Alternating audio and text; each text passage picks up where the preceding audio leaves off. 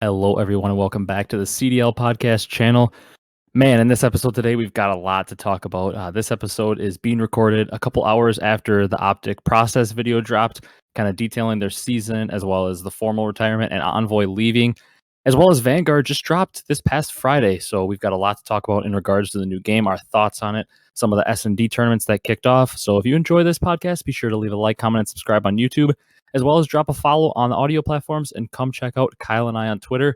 Don't want to make this intro too long because we're probably going to be talking for maybe a record time, a record length for this podcast because there's so much to go through. Without further ado, before we get into the news, Kyle, how you doing on this exciting day for the podcast?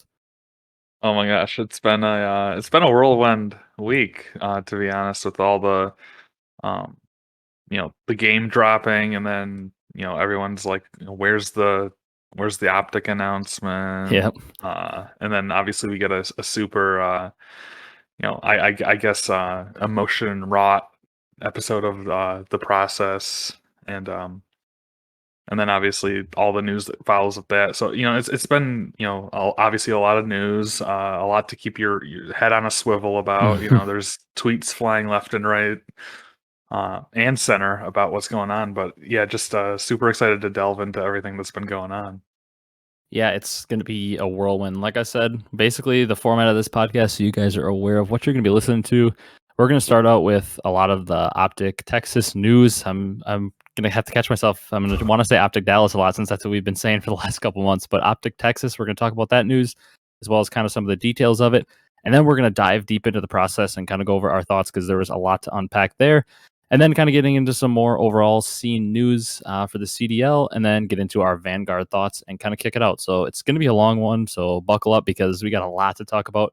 Kind of kicking off with that OpTic Dallas, or I did it already, OpTic Texas announcement we got to talk about. Obviously, it's no surprise. Scump, Shotzi, Illy, Dashy is the roster. I mean, we've known this for at least a few months now since Envoy was dropped. One of the new things, though, Rambo and Sender are going to remain the coaches. That was one question mark we hadn't really. I mean, we assumed one or both were going to be the coaches in some fashion, but both are staying on, which to me is a massive W because I think obviously Rambo is one of like the founding fathers of Call of Duty in terms of the mind and the way to play the game. He's like the guy that developed the system on how to play competitive COD originally, and then kind of his predecessors like Scump and Clay and Crim and all these guys carried it on, and even Merc. And then Sender also, I feel like he's been a very good coach. I mean, Envoy had nothing but good things to say about him. Everybody on that OpTic team last year basically said it wasn't Sender's fault with their success. He tried literally everything he possibly could. And I thought I was very impressed with him in the process, but we can get into that a little later. Like he seemed to be doing a very good job. But I think it's a massive W that both coaches are going to remain with the squad. Yeah, I mean, I think one of our big criticisms of the OpTic team of the last 2 years has been, or the Huntsman / OpTic team of the last 2 years has been, that it just seemed like Sender was trying to do it all on his own. I think they had Tupac in there for a hot second at the end of Modern Warfare, maybe. Yeah, for But S&D. yeah. And then obviously now he's on Faze, but yeah, just obviously, I think it's no surprise one of our big criticisms has been that and it's widely known that OpTic, the Huntsman OpTic team hasn't really like put in the prep work, I guess, and they've just been kind of victim of their own ill preparations. So hopefully this just spells positive, changes for the mindset and culture of the competitive team over there. Yeah, I think it will. The one big thing that I've kind of thought about, really, I haven't thought about too much since we've like heard the rumor, but I've been thinking about it a little bit more now with the fact that they've confirmed that the two coaches are going to be there, and I'm thinking, I don't know, I don't obviously it's very very early to tell, but I'm thinking Hastro and Hecz might be the perfect marriage of owners because Hecz is obviously all about the content and the brand of the team and becoming the most popular team and maintaining that. And then Hastro has always been about winning, and he doesn't really care as much about the content. Hecz has never wanted to step on his players' toes in terms of their competing. He's always like, I'm off to the side. If I absolutely need to step in, I will, but I'm not going to say anything. I'm going to let the players and coaches determine it. And Hastro's willing to step on some toes and really kind of get into there and talk with the team, which I think might be the perfect marriage because I think maybe when OpTic has some of those issues that they typically seem to have with the Scump teams, maybe Hastro can step in and be like, all right, guys, we're going to bring in this analyst, and he's more willing to shell out money and to talk about stuff like that because he's always been about winning. And it seemed like he built out a pretty good analyst team behind the scenes, as well as obviously a good coaching staff with the Empire. So I think that's going to be something that's going to be a very good strength. And obviously, we have in our little news here that we want to talk about: should they acquire additional coaches and analysts?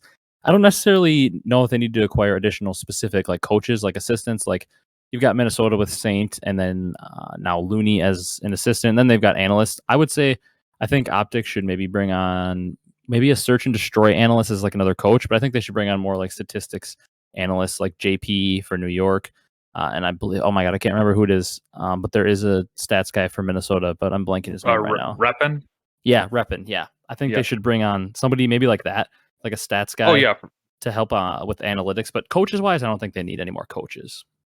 Yeah, for sure. And I mean, obviously, yeah, like we've seen a lot of the really successful teams implement like obviously like statisticians and just overall like I think they go a lot deeper than just like the numbers. They go into like, okay, like should we be trying to like break this hill, or like how, like what is the best, like I don't know. There's just so many like meta things that they can help with that it doesn't even get fleshed out in like the interviews or anything that like ever reaches the public eye. But I think a lot of people that are more in tune with the competitive scene, like they obviously know that their value is unparalleled. So I would like to see like maybe an S&D coach and definitely like an analyst, or even two if it's necessary. But yeah, I mean, if they really want to be a top tier competitive organization, not just for this year, but for years going forward, I think it would really behoove them to, get those people under their employment. Yeah, I agree 100%. I think they're much more set up from a beginning standpoint, though, which gives me some hope and optimism for the team. That I think rather than having just Sender trying to do everything himself, I think they have more infrastructure within the organization to back them and keep them on track, as well as coaches. So I think on all levels, not just the team's level, but the whole organization around them, they have more, because I don't know that really the Huntsman or OpTic had much other employees really in the organization besides like the players, Sender, the content creators, and Hecz. I don't really know if there was much like actual people. And I think the Envy offices have a lot more people within the business and in the stats and analytics. And I think they're just going to have more to keep them on track. So I'm excited for that. The other little piece of news with that OpTic Texas announcement, CDL Intel said that General is in talks to become the competitive substitute. I don't think there's much of a shock there.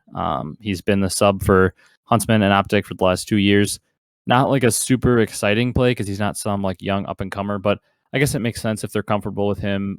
This team probably doesn't think that they're going to need a sub at all. And I feel like actually, as weird as it sounds, General isn't a bad sub because he is a main AR, obviously, and that's almost most teams I would think want a substitute like a sub player or a flex player. But I actually think this team, if like obviously they don't have any plans and probably won't make a single roster change all year, but if they had like an issue with COVID where somebody had to play, it almost seems like General would be the perfect role because he's a main AR. And I mean, Dash, he could flex if he has to, but Illy, Shotzzy, and Scump obviously can all run a sub. So it seems like he runs a good role, but I'm assuming he's never going to have to play unless a crazy circumstance occurs. Yeah, I wouldn't assume that he would be coming into this team. Obviously, he's like still maintained a challenger's presence over the last few years as well. So it's not like he's just sitting there, and he's not like obviously he's not the biggest content creator either. You know, I guess I like General. He's a Michigan guy. I guess he at least he hails from Michigan, but obviously been living in Texas for the last 2 years or so. But yeah, so and I would imagine it's more of like a keep what you know, like if it's not broke, don't fix it. Like you know, unlike other teams where we might think that the substitute would be coming in like soon or like imminently coming into the team, I think General's just like he's perfectly content to stay with the OpTic branding, stay with the team and just kind of do his thing. So yeah. I also think, from the standpoint of General's POV, it's 100% a fantastic decision because if you're not going to get a spot in the CDL anyways, there's no better team to be signed as a substitute for than OpTic, because you're going to continue to be, he's always in the OpTic content, and he's become way, way more popular in the community since he's obviously been on OpTic. So I mean, if you're not going to get a spot in the CDL and you're going to play challengers, and you want to be a substitute and get that salary, I mean, there's almost no better. He might be in the best position of any challengers player. He may not win as much. He's a very good player, but he might not be winning as much. But I mean, he's sitting there making a salary on OpTic, so he's building his brand for potential after he's done competing, and he also gets to compete in challengers. So I mean, I can't imagine a better situation for him. So good for him if he's able to continue being the sub. Yeah. All right. Next thing we want to talk about, the Envy also acquired the 12th CDL spot. It sounds like in an article that came out, CDL Intel, I believe, posted it. But Envy Gaming acquired the 12th CDL spot from NRG and plan to sell it off. Obviously, I would think that would be a conflict of interest. They can't own that spot as well because they'd technically be owning two teams, unless I thought somebody said that technically they could own it until it got sold off and field the roster, because technically OpTic owns the other spot based on like the contract for buying the spot or something. So it's possible they could own it, but I'm sure people would raise a lot of question marks if they technically were owning two teams. They could almost use it as like a farm for the other team. It doesn't work that way.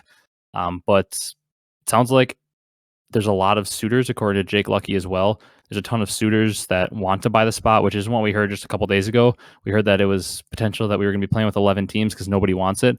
But now apparently that Envy has it. There's a lot of suitors. We can let you get your thoughts in on it, but I have who I think is going to buy it and who I would like to buy it. Yeah, so I mean, it kind of touches on like the whole. We're going to talk about the Washington fallout a little bit later on in the news, but obviously that didn't materialize. So Envy somehow, at least they're kind of acting as like the middleman, or they bought off NRG, and they're going to flip it. So obviously we're talking about like tens of millions of dollars that Yeah. I guess we've been told that it's paid in installments, so it's not like you necessarily needed to come with like a briefcase of like $25 million or something. But yeah, so obviously it's a big money transition. I guess it might take a few weeks or something at least to figure out what's gonna happen with this team going forward. But yeah, I don't know, maybe I don't know. I guess get your thoughts on what who you'd like to see take this up. You obviously are a little bit more in tune with the other orgs that might be looking to come in. So, what are your thoughts?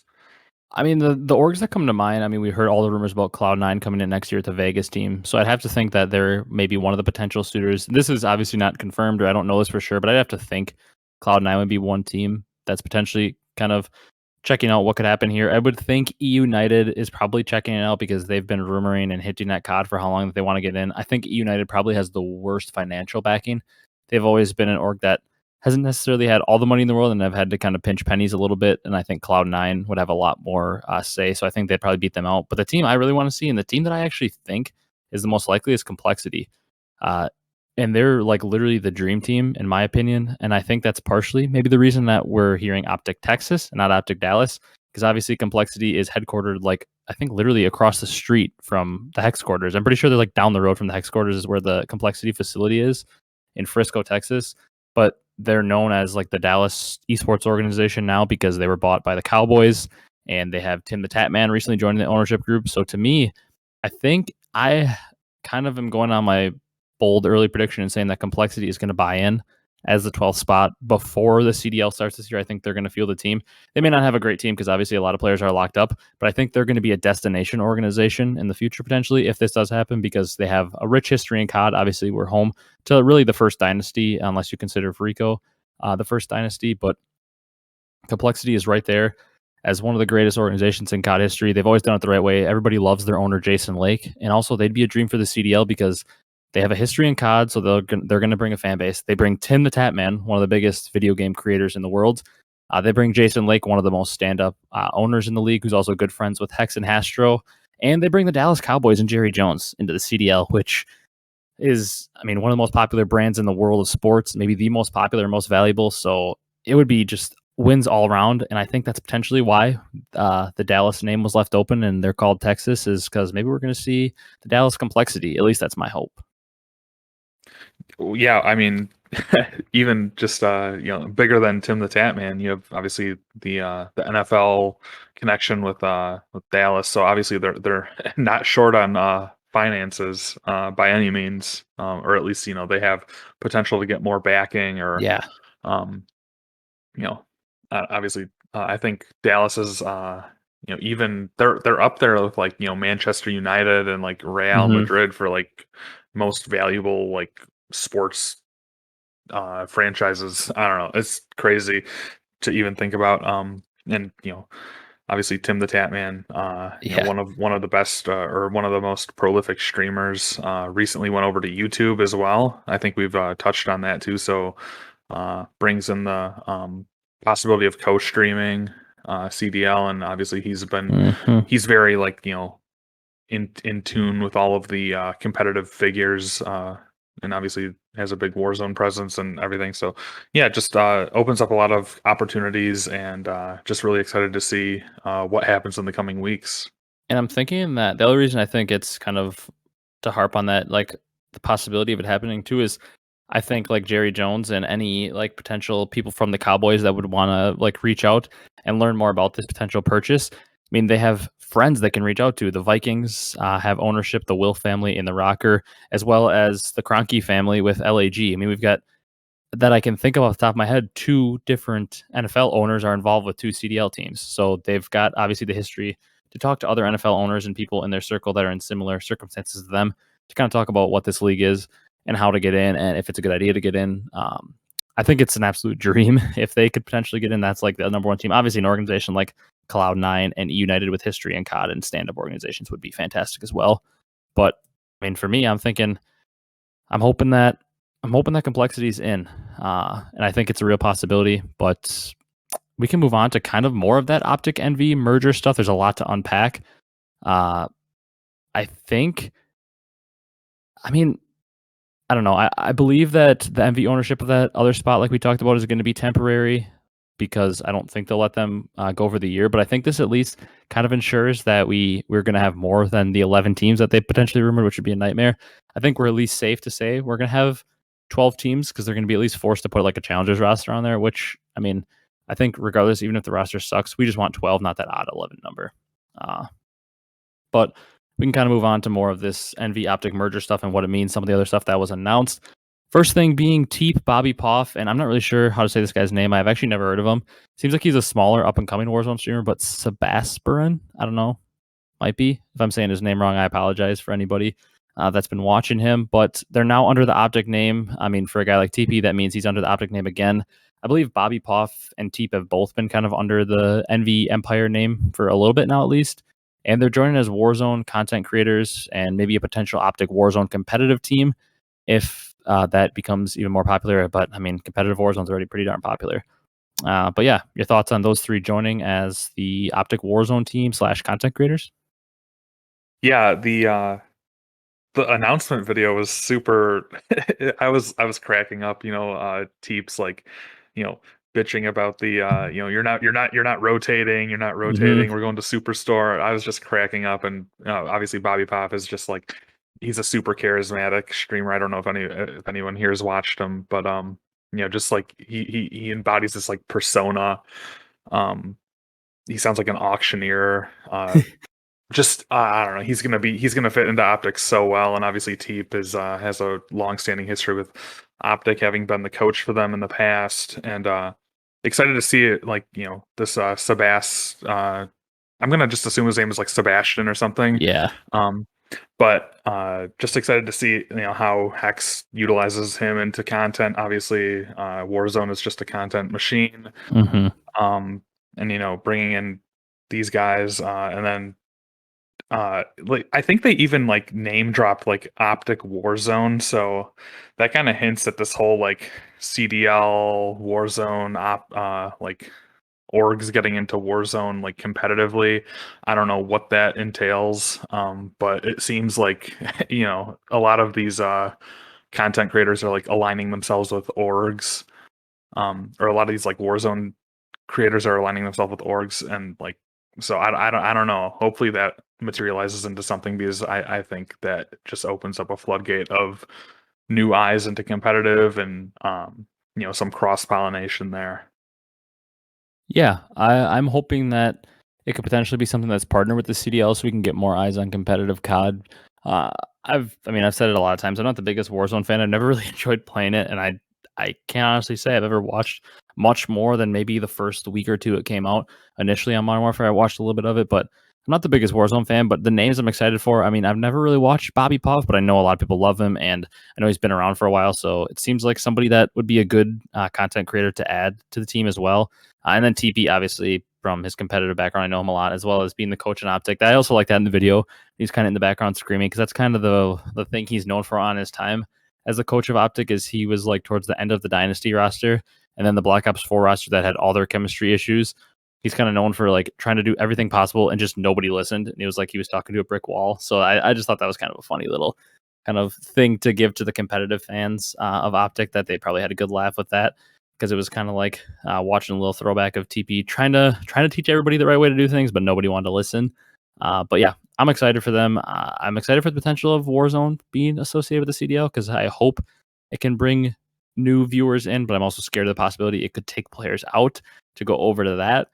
But kind of moving on within that merger, Shotzi again, maybe another leak after he leaked the whole OpTic logo. I mean, it was already out, but he had the little end screened thing on the video where that logo leaked again.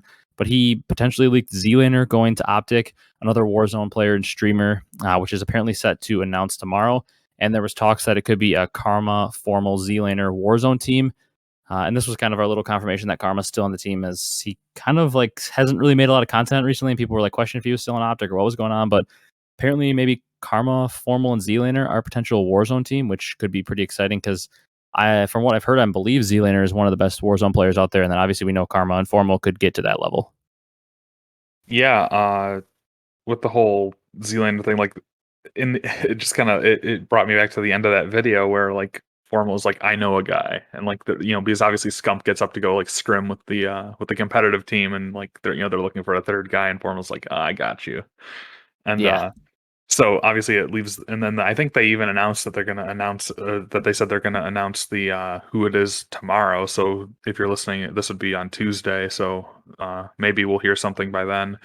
Um, yeah, but obviously, Shotzi not doing his greatest job to keep things under wraps. Maybe he's the leaker that's giving CDL Intel all the. Um, Yeah. but yeah, so that would also, like, if if they're rumored to be like a team of three, that would also lead me to believe that like they're doing these like custom game trios things, because now you can do like custom lobbies with Warzone. So even more fuel to the fire for possibly launching into like org-based competitive Warzone. Yeah. I think it's something that could be very exciting for this year, the org-based competitive Warzone. And I'm excited to see what other names come back, because I think, well, we have players retiring from the CDL. I think it could allow maybe an avenue for those players to not just leave right away. They could potentially play for these teams as almost like retirement homes in a way, and still keep the fans of them eyes on the scene. And maybe if they tune into the Warzone match early, they'll still watch the CDL match later or something. But we can talk about the logistics of that more as it gets announced. We had two more things we want to talk about under the OpTic and Envy merger. The first one I kind of want to talk about, because the last one seems to be a good way to wrap things up. I think we could talk about the OpTic name possibly expanding back into additional esports. That was something that was talked about. I believe it was from Jake Lucky, said that this merger is going to open the possibility for the OpTic name to get back into other esports. Obviously, in the past, we saw OpTic have a League of Legends team. They had a CSGO team, absolutely like famous Halo team that won a world championship with some of the greatest players of all time. That's the one I'm more familiar with. And they were in a lot of esports. They were even in PUBG for a little bit and stuff like that. But recently, they haven't been in anything except for obviously the Call of Duty scene, being with NRG. And I believe that had something to do with the logistics of, since they were like with NRG, and NRG was just lending out the brand of OpTic for them to do the CDL spot with. They couldn't actually be in any other esports, but now with Envy allowing them to branch out, and Hecz kind of still own the OpTic brand fully, they can get into other esports if they want to. I'm assuming with the financial backing of Envy.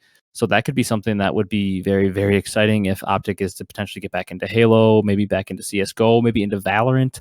that's something that could be super exciting. So uh, something that we should be on the lookout for, and maybe OpTic getting more teams back, which in turn would also potentially help the CDL, because I know a lot of people started watching Halo and even CS:GO and stuff when they were OpTic COD fans, and they just wanted to watch OpTic teams play more, and maybe that could have a reverse effect. Maybe people will really enjoy the OpTic brand like they always seem to, and they'll drag over to COD from that. So exciting that OpTic could potentially be expanded back into other esports.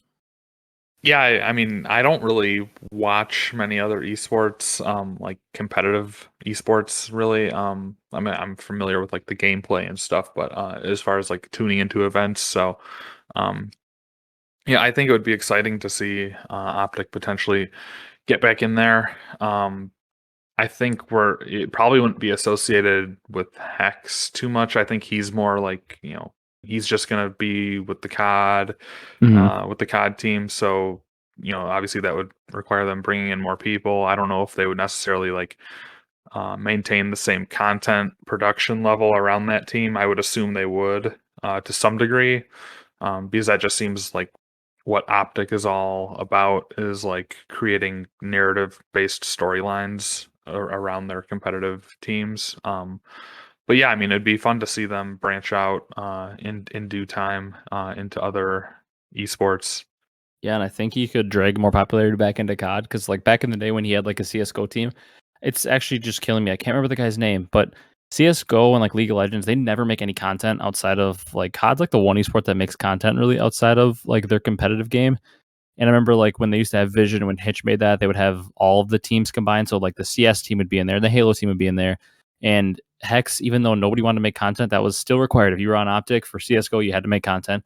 You had to be in these content shoots and stuff. And it brought a lot of popularity to those scenes that I think they really benefited from. So I'm excited to see what that could potentially look like, the crossover between COD and maybe a potential CS team, because I've always been one that cross pollinating esports is good. Like, you may not have ever played COD in your life, but if you really love CS:GO esports, like there's an obvious and clear overlap there of it's a first person shooter and it's still a video game, and you love video games. If you're willing to sit down and watch hours and hours of a tournament of Call of Duty, there's a decent likelihood you'd at least somewhat enjoy watching some CS:GO. I mean, it's pretty logical to me, so I've always believed in that cross pollination. So I'm excited for the potential of that. All right. Mhm. Last thing, under the OpTic Envy merger, I thought it was a good one to end on. Kind of our thoughts on the essential death of the Dallas Empire logo and branding. Obviously, with Envy and OpTic merging and becoming OpTic Texas, the Dallas Empire team is no longer. That branding will kind of die.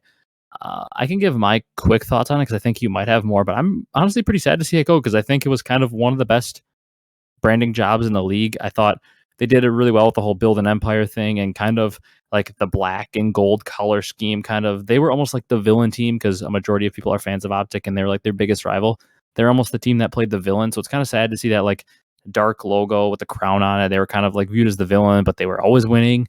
And I think they honestly had just built one of the best new brands in the league. So sad to see that go.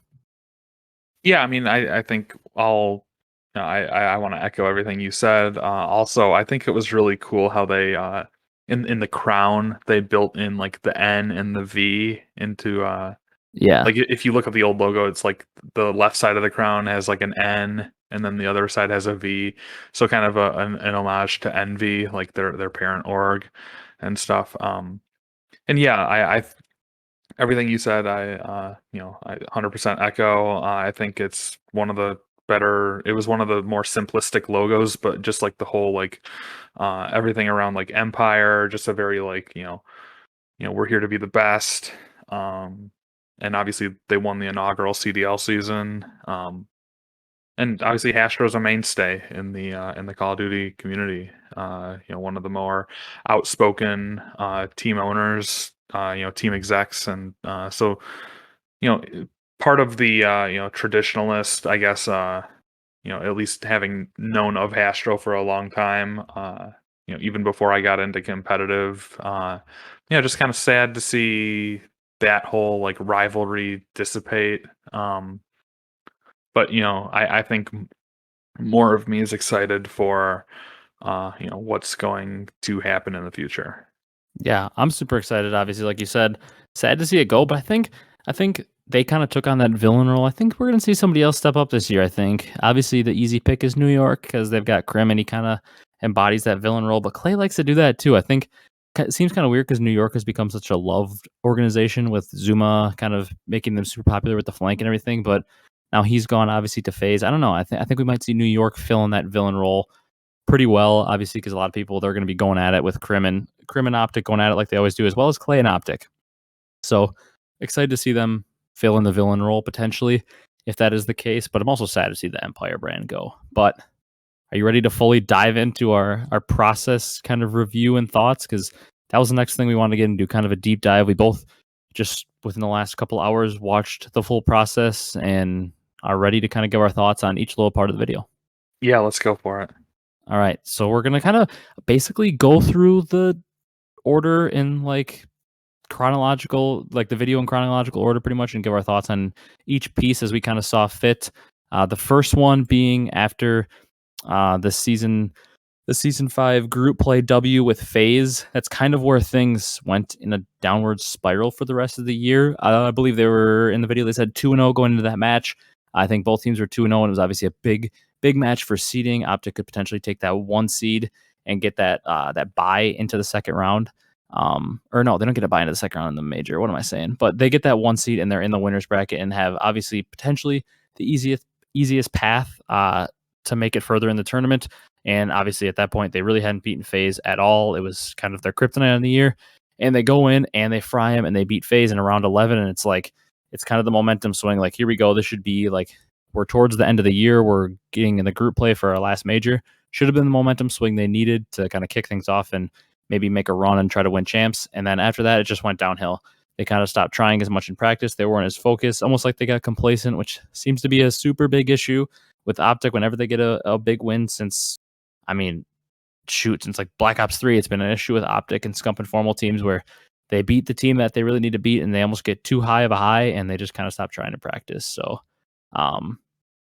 Envoy basically said they weren't practicing well, so it can't translate to game day. If you're not practicing well, you're not going to play well. Like, the big thing that stuck out to me was he said something about like, we didn't break a P2 at all in practice. I don't know on what map, but we didn't break a P2 for 2 weeks in practice, so we didn't break it in the match. Yeah, like Moscow P2.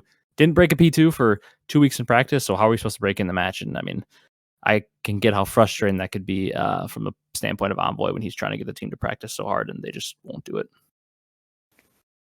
Yeah, I mean the intro stuff. I mean, I think even expanding out to like the topics surrounding Cold War and like the stage 5 lead up to champs and everything, it was stuff that we already kind of had heard one way or the other. But I think what the process does so well is they just provide like that behind the scenes, like what the interactions are like. Just like the super. I mean, obviously, like, first of all, like, shout out to like Roger and all those guys. They just produce like a lot of hard work. I mean, yeah, just I can see why it took so long to come out. But yeah, just the whole with practice and they weren't doing things right. I think that was kind of fleshed out to some degree beforehand, but just to kind of like get that reiterated. Yeah, just it kind of painted like a kind of a bleak picture with like I think they said that they were a super vibey team and that they just weren't seeing results and they just kept like running into the same mistakes over and over, and that's why they weren't winning. And when they got to winners, they weren't translating those into series wins. Yeah, it obviously was like you said, we had kind of known all of this from like stuff you said, but that's what the process does so well. And you touched on this is like we knew what the issue was and we'd heard it, and all the players had agreed what the issue was. So we know there wasn't like a question of if that was actually true or not.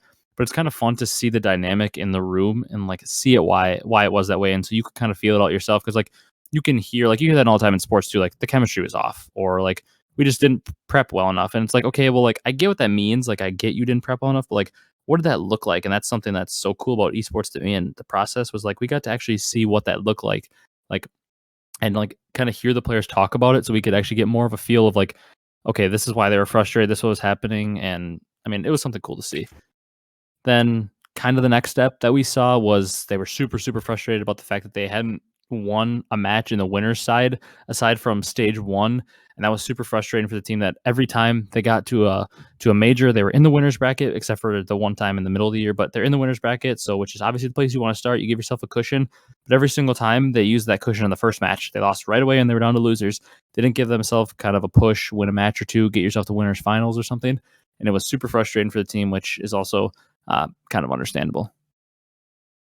Yeah, and I kind of want to just like I'm willing to give them some kind of a pass.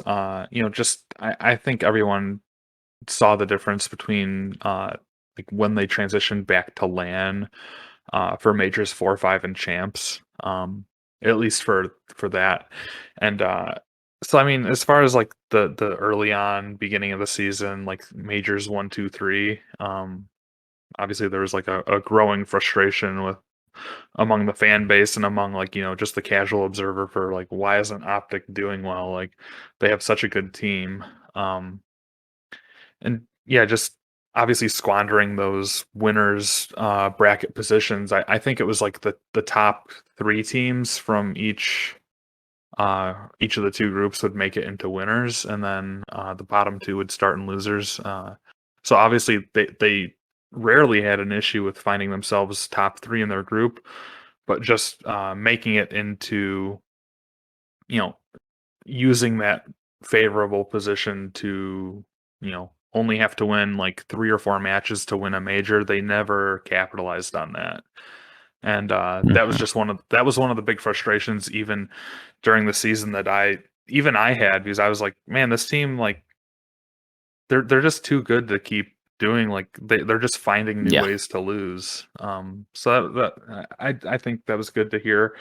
uh I didn't know it had been since stage 1 even that they hadn't won a winners round match, that's which brutal. is I that is really brutal. Especially because like it wasn't like they were besides that one. I can't remember if that was major. I think it was major 3 when they really struggled and they started in losers. Like besides that, it's not like we were looking at them as like a terrible team. Like every major we were going in saying like they're probably a top 4 team and they're maybe not the favorite to win, but like if OpTic wins, it wouldn't be shocking. Like it was way more shocking when Toronto won major 2 than it ever would have been for OpTic to win a major. Because coming into major 2, Toronto wasn't even viewed as really like top 6. Like they were like around the 8 range. So like OpTic was like a top 4 team pretty much in everybody's opinion going into like every single major, besides maybe that middle one when they started in losers. So like it wasn't like they were getting like beats like as an underdog in every match. Like they were the favorite in most of those matches they were losing in the winner's side.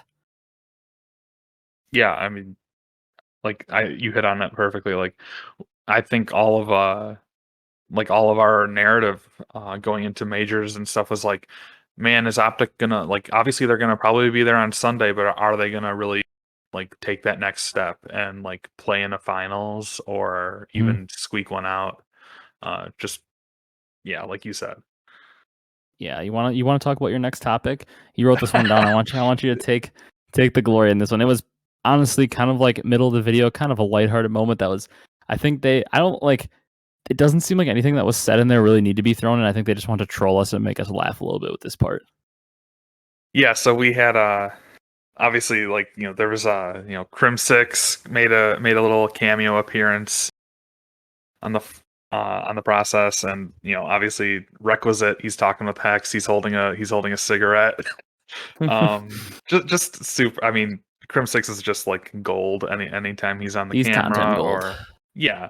um but yeah, so that was funny.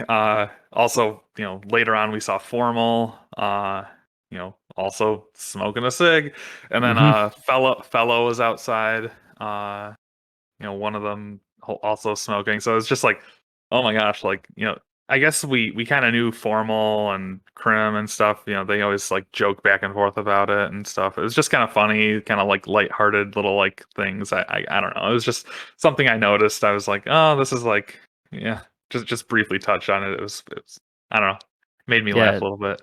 it was kind of funny, and then I just saw like I didn't fully watch the clip, but right before we started the podcast, I saw a clip of like Crim getting upset with his chat because they were all making fun of him. I think for like Scump coming in and taking his org now or something. Like people were trolling Crim in his chat, and he was like making fun of them and like, God, I'm not even on OpTic anymore, and they're still using me in their Vision episodes or something. And it was like Crim was just going at the OpTic fans, and it was really funny. I was like, God, I love, like, I think it's safe to say for both of us here on the CDL podcast, we love us some Crim6. Like, the dude is just comedy. Like, obviously a great player, but man, does he make some good content. So that was a funny little break in the video, because it was a pretty heavy video emotion wise for like retirements and like some emotions from Envoy and stuff, which we can get into in a little bit. But the next thing that they kind of talked about was that COVID situation. I almost, when they started talking about it again, I like right when they started like the whole like, oh, I went to get tested, I remembered everything. It came back to me, but I kind of forgot that this happened a little bit. Going into champs, Scump and Envoy both tested positive for COVID like in the weeks leading up to champs, and then they didn't get a negative test. Like, they were like showing how stressful that was on the team, which, I mean, I get it. If you're Dashy and Formal, you're sitting there like thinking, we just worked all year for this, especially a guy like Formal that's thinking about retiring. Like, I just spent this whole year working for this, and the only thing I stuck around was to try to win that extra ring, and now all of a sudden I'm gonna have to play with General and you don't even remember who the other person they were gonna have to play with was. General and Sender, their coach. They were going to have to play with those two, and it's like, well, obviously they're not going to do anything at champs, so they have to play with two guys that, like, a challengers player who doesn't fit the roles of the team, and then like a coach who hasn't really touched the game. Like, obviously they're not going to do well. But it was kind of interesting to see. Obviously we knew that had to be a frustrating situation, but like, they legitimately, like, Scump and Envoy didn't know if they were playing until like the morning that they had to travel to the tournament, like a day before. And like, we saw how much of a toll that took on the team, understandably, because, I mean, what a just terrible timing for that to happen. Like, right before champs, it seems like it really affected their practice, because Scump and Envoy were kind of at home, not feeling great. And it just really, really seemed to take a toll on the team there at the end of the year, including like not only like gameplay and practice wise. Like, I think they said they only practiced Search 2 or 3 times in those 2 weeks leading up to champs because of it. But also it seemed to take a toll on their vibes. Like, you could see they were kind of just annoyed and frustrated with each other, and like maybe not as much with each other, but with the situation. So it seemed to really take a toll on the team heading into champs. Yeah, I mean, I think it was kind of, I forget who tweeted this a while ago, like, because like obviously Major 5, it was the first event with fans back, and obviously had an incredible ending to it with the whole rocker thing. But somebody, I don't know if it was CDL Intel tweeted or something, he's like stage 5, like, like it paved the way, but then like obviously like we paid for it by like chalking champs because of like this whole COVID situation. That was like the payment that we had to give for stage 5 major, was the all the COVID exposure, and like obviously there was rumors of other players on other teams testing positive as well. And then I think the Los Angeles venue implemented a more strict like mask and like COVID testing vaccination card policy. So obviously to protect the players more so, and protect obviously everyone that went there. But obviously at the Dallas venue, there was like, I remember seeing like less, people were like running up to the stage, and there was like a lot more like, it just seemed a little bit like, oh, like, I could definitely see if like, a few people, came in with COVID or something, that might be an issue. And then obviously the SMGs on OpTic test positive, and yeah, kind of chalked their whole like mental state. I think even like during that whole situation, we kind of knew that Scump was frustrated. Obviously, Envoy was frustrated about it, and then behind the scenes that it kind of took a toll on Formal, Dashy, and everyone else that was like, dude, this freaking sucks. Like, what's gonna happen? And then but obviously everything ended up working out. They were able to play, but yeah, I mean, I don't want to play like the what if game with like, would this have, allowed OpTic to, come in with a better mindset and win champs or something. Like, I don't think that's a fair narrative either. But yeah, just, it was kind of interesting to see that. And yeah, it was kind of something that I had kind of like put on the back burner. I almost forgot about that as well. Yeah, it was like, I obviously it was such a big storyline going into champs, but I kind of forgot about it because once obviously champs started, we kind of put it on the back burner of our minds. The next thing kind of that happened in the video after that, obviously Scump and Envoy get their negative test. They are able to head to champs. The vibes of the team seem to be a little chalked going into the event. They play New York in that first round, a match that, I mean, if you remember where New York was going into that, like OpTic was 100% the favorite going into that match. Like New York was a solid team, but they were definitely on kind of the downswing of their year. They were definitely not at their peak. And then obviously they get upset by New York. They continue that trend of just losing the first winners match. Go on, beat Florida, kind of saw some cool, like this is the stuff that I love about the process, and I wish every team would do it because I love to watch every team's behind the scenes. But it's kind of cool to see Scump kind of giving a little speech, hype up the team, kind of seeing how just like what team communication looks like before games and like how they stay prepared and how they get ready and stuff. So that was kind of fun to watch. And then obviously we saw the crowd go absolutely crazy in those majors, and the majors as well as champs coming out for OpTic, which was awesome to see. Like that's the stuff that I love when the crowd's just going crazy at an event. That's like one of the best things ever, especially when you're watching a match and you can hear the crowd getting hyped for whatever's happening. It's super fun to see. But then we see, like you said, you wrote in here in our little like cues for our notes, enter sad piano music in the video as OpTic lose to Toronto. Obviously, that was kind of a storyline of the year. OpTic every single time would force a game 5 and make things close, but just couldn't get over the hump that was the Toronto Ultra. And they lose to them. Obviously, we saw the little highlight of Scump going absolutely crazy in back basketball and raid on that like 10-11 streak. OpTic goes down. And we see Formal obviously walk off, kind of talk about maybe what it felt like to know that was potentially his last series of competitive COD. Yeah, kind of a super emotional moment. It's one of my favorite things to see. Obviously, I don't like to watch any players just be distraught with a loss, but it's fun to see that behind the scenes stuff and like see the emotion that goes into it and see how much these players care. Yeah, I mean that kind of like once that piano music started and like I was like, oh man, they're gonna like lead this into the whole like, obviously they're bidding farewell to 2 players and um yeah, just the way they like pieced all those clips together and like the background narration and stuff was just like I don't know, it was perfect. And I don't think anybody aside from people on the team really or even just Formal knew that would probably could have been his last competitive match. Because right after champs, I think we were all still talking about like, oh, like what's the future of the OpTic team? Like, are they like? I think we were saying, are they going to stick together? But I think the consensus was probably yes. Mm-hmm. But yeah, I guess there was more doubt seated, with the team. And I guess that kind of transitioned into the first player that they kind of memorialized, tributed in the video was Envoy.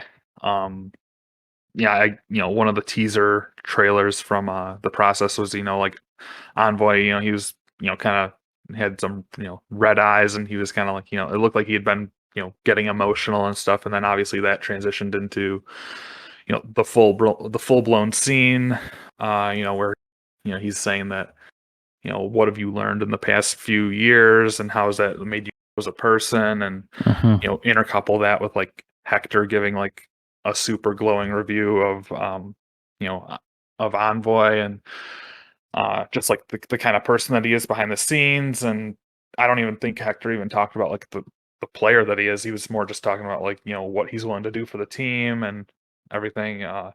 But yeah, I think that was for me that was the most emotional part of the video. Yeah, the I kind of Envoy. got, Yeah. I was getting kind of misty eyed over here, just watching that because obviously Envoy is somebody that he was kind of thrust into the spotlight with being under the Hecz brand of Huntsman Mm-hmm. into OpTic. He was built up to be the prince, like the successor to Scump. A super charismatic guy, like a young guy, super likable character. But yeah, just shoot, man, that really made me kind of feel some things, So, what were your thoughts there? Yeah, it was. I mean, seeing Envoy, he didn't even really get to like finish like the question that they asked him because he was so emotionally going to get out. He's like, I'm not getting into that, which I thought kind of sucked because I would have liked to really like would have been a cool statement to see like what everything and his time on OpTic meant to him because obviously that's a situation that not many players can understand because OpTic has gone through so few players in their time. From like the early teams with like Clay and Bose and Nate Shot and Proofy and Big Timer Merc, those guys like besides them and like the dynasty and then the couple players like Dashy and Tej that have gone through like recently, like OpTic has not had a lot of players play for the brand. So it'd be interesting to hear what a guy that was on the team for 2 or 3 years and was expected to take over for Scump, like, thought when he was parting with the team, like, something that would've been really interesting, so I wish through the emotions he coulda got it out, but obviously we didn't get to hear that. Um, and that was kind of basically as we get to our end of our process, kind of like walk through and our thoughts on it. That's kind of where we end out. Is Envoy was super emotional, and Hecz had a lot of good things to say about Envoy. Like he literally like said, I couldn't think of a bad thing to say, which I think we all kind of knew too. Like Envoy always handled himself with great professionalism. He was super charismatic, good on camera, really good in interviews, good in content. Um, like literally probably Hex's dream of what he could possibly have as the replacement for Scump, like you kind of talked about. Like Hex's dream, really, like good in everything, great player and great on camera and great. You don't have any brand questions with him. He's not going to say anything stupid on Twitter. He's always going to be friendly to the brand. But now we kind of get into some formal stuff, if you're good with that. Yeah, yeah, I think that's a good bow to leave Envoy with. Just one more thing I want to say. Obviously, super cool that he's going to 100 Thieves. I think Oh that's yeah. like the best possible place, especially Hmm. after just feeling the emotions of the process, and just super happy that Envoy landed over there. Yeah, and the other team that's going to really use his talents to the fullest in content, so that's perfect. Um, But then we get into formal, a little less emotional from formal, which, I mean, I've talked about it a few times. Like Kenny is kind of like my favorite player now at this point, but like when I really started first watching competitive COD and stuff, I was a fan of a lot of guys. And then when Formal came over from Halo and Ghost, like he kind of became my guy. Like when he was first on Team Fear, and then he bounced around and was on Faze and was on Envy and stuff. Like he was my guy. He was my player. Like I loved Formal back in that time. I run a sub now when I play and stuff, but I always ran like in Black Ops 3. I ran like the M8 and stuff and the Mano, and I was like a main AR type player. And I like basically tried to model my game after Formal, like be super aggressive, ego chow, everything, like kind of play with reckless abandon. And like Formal was my guy. So I mean, I've been following Formal forever, and that's kind of his personality. Like he's not really, I mean, as a competitor, he kind of wears his emotions on his sleeve with like trash talking and stuff. But like outside the game, like Matt Piper, like the actual like outside Formal, he seems to actually be a lot more reserved. Like he's not a super emotional, like he's, if he's really upset about something, he's not gonna like cry on camera and like be really sad about it. Like he just kind of, he's kind of tight with his emotions, and I think we all saw that in this clip, like in this ending video and kind of tribute to his career. He was a little more reserved. And basically said he didn't have enough passion left to keep competing, which is kind of what we already knew that was the case. But it makes sense, and I have a lot of respect for him saying that he didn't have the passion and like the emotional, like I guess drive to keep competing, because you can see a lot of players in sports and esports and everything, just like they see the paycheck and they know like Formal. I mean, if Formal even put like a 75% effort in, we know he was going to easily still be a league caliber player and like be able to be on like a top six team and still be competitive and stick around for the paycheck. But I respect him being able to say like, okay, yeah, I could still collect the paycheck and OpTic's never going to drop me, basically. But like realize that he's holding his teammates back, and that's one thing that really stuck with me in that little interview. Is he's like, I had Envoy and Dashy, and I knew I was holding them back if I stuck with them, because like I'm not giving it my all, and they're in the prime of their career, so it was time for me to step away, which is something I really respect. Yeah, totally agree. And I thought another bit of what he said was like he kind of like was kind of giving a retrospective view on his Hmm. career, saying that obviously when they won champs in IW, that was the hardest he's ever gone with, like grinding the game and like perfecting his abilities, and that he hasn't tried that hard since IW. Yeah. Um, Also, obviously, like super mature view of him to recognize that he wasn't giving his all, and um having the wherewithal to step away, Hmm. and like very unselfishly to not like quote unquote cost his teammates. And obviously he'll be staying with the OpTic brand. I think we touched on that with like the whole Warzone thing. So it's not like he's leaving the entire OpTic umbrella. But yeah, just a super. I guess he's. Uh, we'll miss seeing him compete. I think we obviously had our reaction pod on Formal like announcing his retirement. This is kind of like seeing it come full circle in a Yeah. sense, with like having the whole process and the the emotional buildup, and I know there's a lot of OpTic stands out there that are still like, they, Formal's their guy, and um, yeah, yeah, I guess that's about all I have to say on Formal. I don't know. Yeah, he obviously kind of also hinted at the end of that video about like maybe he isn't done. He was kind of talking about how Right? Yeah. this year Yeah. it might be like a reset year, which I mean I think 11 years into competing, I can understand like he said in that IW year, he was putting 16-hour minimum, like a minimum of 16-hour days in, and like I mean I don't care, like people like that, like just people that are outside of esports like to say like, oh my god, you sit there and play video games all day, like what an easy life. I don't care what you're doing, like if you're putting in 16 hours of work into any sort of job or anything, like that is exhausting. 16 Hmm. hours of work on anything, whether it's a video game, a sport, a job, anything. 16 hours putting in something every day for months and months and months on end, maybe even more than 16 hours sometimes, that is exhausting. So like I can see how he can kind of have some burnout. So he said, maybe I'll come back and I'll destroy some people after a year off, and that'd be interesting to see because that'd obviously mean he'd be probably leaving the OpTic brand and maybe going somewhere else, which he obviously said he wasn't very happy when he did that and went to LG. But Formal, maybe not done, but I think, I mean, for at least for me, for the Formal stuff, I can close it out by obviously, I mean, one crazy good career. I think everybody has him in their top 5 all time players as of now, at least. Like one hell of a career. So shout out to Formal. Obviously, like I said, one of my favorite players of all time. I love the way he played the game, and I hope he's not done just for selfish reasons. I mean, obviously, if he's happy or outside making content, great for him. I hope he has all the success in the world, but if he wants to come back, I think the whole competitive scene, not only for a viewership and branding standpoint, but I think the whole competitive scene will welcome him back. But obviously, we wish him nothing but the best in whatever the next steps are. All right. Yeah. Last thing on the process, unless you have anything else to say. No. Yeah. Let's touch on the last bit here. So the last thing was kind of at the end. Obviously, they had like a little teaser, which Hecz is so darn good at this. That's the one thing he's always been so good at, is the little teasers for his teams, whether it was on like the Vision with the Halo team being announced and stuff. But he had a little teaser of him walking into the Envy headquarters, talking to Hastro, saying like, "Let's do it," and Scump and Shotzzy and all them, and Dashy and the boys were all in there, the team. And then they kind of like teased like next week on the process, they're going to talk about the Envy merger, which is also maybe the reason why this process episode took so long to come out, because they had to have the next one ready as well. Talk about the Envy merger, so it wasn't 2 hours long. So maybe that's why it took so long. Also, I saw on CDL Intel like a minute after we hit the record button and we're talking about it, kind of something else that's maybe going to be coming on the next video. OpTic actually officially announced the Z-Laner pickup in a Oh, video. Like they they officially did. tweeted it, and they were like, it was like something. It was kind of like a funny thing directed at Shotzzy. Like, oh, we know this comes as a shock to you or something. I can't remember what they said in the tweet. I can try to pull it Uh-huh. up here, but they also officially announced Z-Laner, which is something that we didn't know when we hit the record button on the podcast. But yeah, seems like a new process episode coming out next week, kind of detailing the Envy merger and what it all looks like, and maybe more. Probably, I'm assuming we're going to see a lot of Shotzzy and Illy on that one, a lot of Hastro kind of talking about how this all came to be.